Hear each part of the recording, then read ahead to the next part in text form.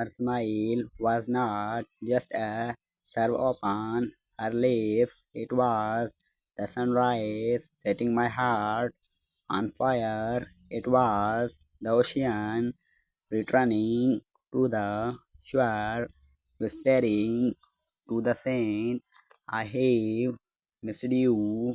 When she smiled, the wind in the desert stopped to listen.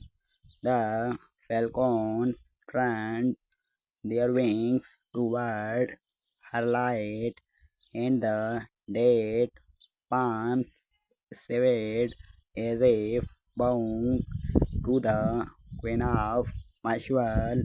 I have been a prince among people, but her smile read me a beggar for one glance more.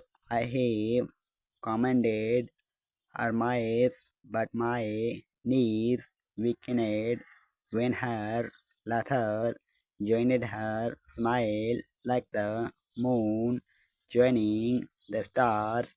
The poets of old wrote of beauty in words, but they never saw her in the sunlight, never saw how her eyes reflected the sky and how her lips, even without a word, could speak pace into a restless heart.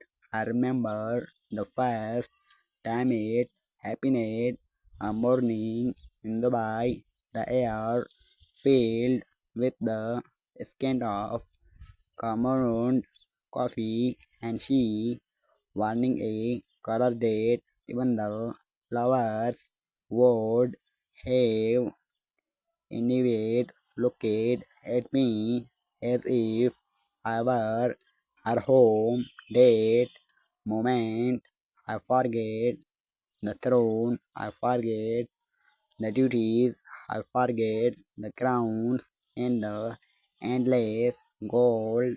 Her smile was the only kingdom I wished to rule, and since then, every time I see it, feel like my heart is learning music again, not the music of strings of flutes, but the music of blood running faster, of breath catching, of a man realizing that all his victories mean nothing if he cannot win that smile again.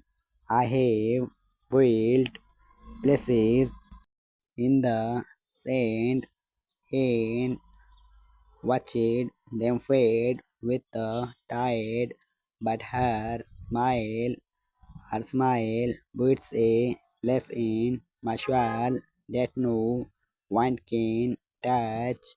Even the call to prayer feels softer when she stands beside me.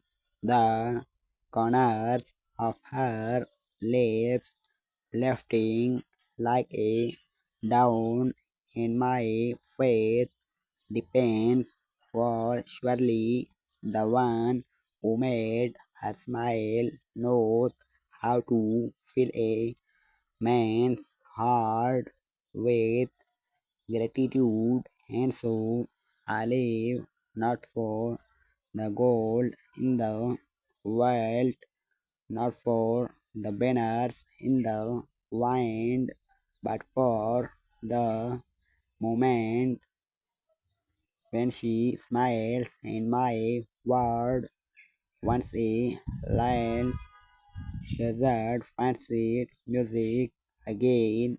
I remember the days when the desert winds whispered her name to me long before I had even met her. It was as though Allah had written her existence into the sands of my homeland, and every road I walked upon was merely a chapter turning toward her small